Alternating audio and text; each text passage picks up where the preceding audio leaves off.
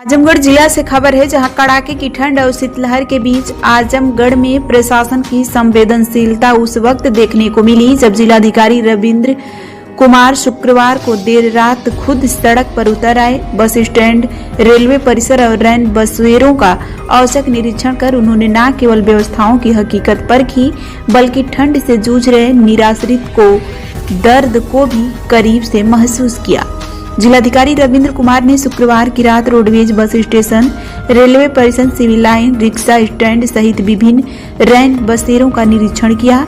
इस दौरान उन्होंने सार्वजनिक स्थलों पर अलाव की व्यवस्था, रात्रि और निराश्रित के ठहरने की सुविधा तथा ठंड से बचाव की व्यवस्थाओं का गहन जायजा लिया। डीएम ने कहा कि ठंड से बचाव को लेकर किसी भी स्तर पर लापरवाही स्वीकार नहीं की जाएगी।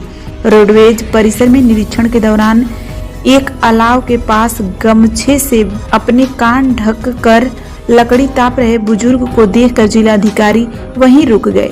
डीएम जमीन पर बैठकर बुजुर्ग से संवाद स्थापित करने लगे।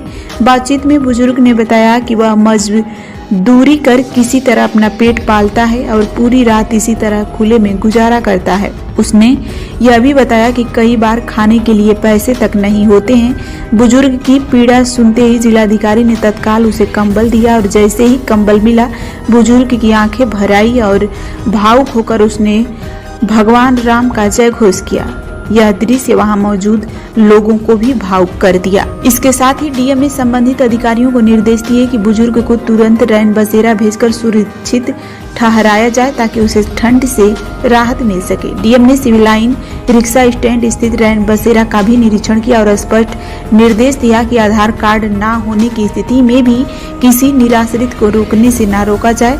उन्होंने कहा कि मानवता के आधार पर हर जरूरतमंदों को आश्रय दिया जाना प्रशासन की प्राथमिक जिम्मेदारी है। जिलाधिकारी रविंद्र कुमार ने बताया कि जिले में सार्वजनिक स्थलों पर अलाव की व्यवस्था के लिए 1 माह पूर्व ही धनराशि जारी कर दी गई है। बावजूद इसके यदि कहीं अलाव या रैन बसेरा की व्यवस्था में कमी पाई जाती है तो संबंधित अधिकारी की जिम्मेदारी तय की जाएगी।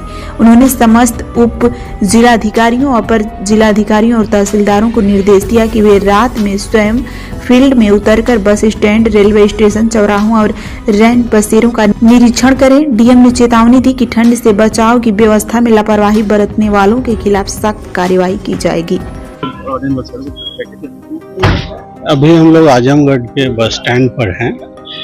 बढ़ती हुई ठंड के दृष्टिगत आज हमने समस्त तहसीलों में निर्देशित किया है कि एसडीएम, तहसीलदार, नायब तहसीलदार समस्त जनपद में जितने रैन बसेरे हैं, जितने बस स्टेशन हैं, जितने रेलवे स्टेशन हैं और फुटपाथ पे रात में भ्रमण करेंगे। जैसे अभी लगभग कितना बज रहा है, 9 बज रहा है, मैं यहाँ हूँ, हमारे समस्त एडीएम, एसडीएम सब फील्ड में हैं। वो चेक कर रहे हैं कि इन जगहों पे अगर कोई व्यक्ति बाहर में सोया हुआ है तो उन्हें संबंधित रैन बसेरे में ले जा रहे हैं। और साथ ही आप देख रहे हैं यहाँ पे अलाव है तो अलाव जला रहे हैं। और आगे जैसे जैसे ठंड बढ़ेगी तो सरकार की तरफ से मतलब पूरी व्यवस्था है। हमने समस्त तहसील को अलाव के लिए पूर्व में ही लगभग 1 महीने से ऊपर हो गया धनराशि जारी किए हैं। हमारे पास पर्याप्त संख्या में कंबल है तो कहीं कोई दिक्कत नहीं आनी चाहिए। अगर फिर भी दिक्कत होती है तो आप लोगों के माध्यम से जैसे सूचना होती है वैसे हम उनको सहायता पहुंचाते हैं। बुजुर्गों की परेशानी आ रही है कि आधार न होने पे एंट्री नहीं मिल रही, तो कुछ क्या? देखिए, आधार नहीं होने पे आइडिया ये है कि भाई कोई यंग आदमी, कोई आतंकवादी आके यहाँ रह रहा है, बम फोड़ के चला गया, वो एक सेफ्टी, इंटरनल सेफ्टी एक आइडिया है। एक बहुत बुजुर्ग अभी मिले थे तो मैंने खुद ही उनको रैन बसेरा के अंदर लिया और एक प्रैक्टिकल जो अप्रोच है, प्रैक्टिकल अप्रोच के आधार पर मैं अभी समस्त एसडीएम्स को सामने वीसी लेके बता दूंगा कि इंटरनल सेफ्टी को ध्यान में देते हुए अगर कोई बहुत कमजोर है, लाचार है तो उन पर निगाह रखे। बट डॉक्यूमेंट कोई वैसा कंपलसरी हमने नहीं किया है कि किसी के बुजुर्ग के पास डॉक्यूमेंट नहीं हो तो उनको आप बाहर रखिए, अंदर नहीं जाने दीजिए। But at the same time internal security भी हमारा एक कंसर्न है।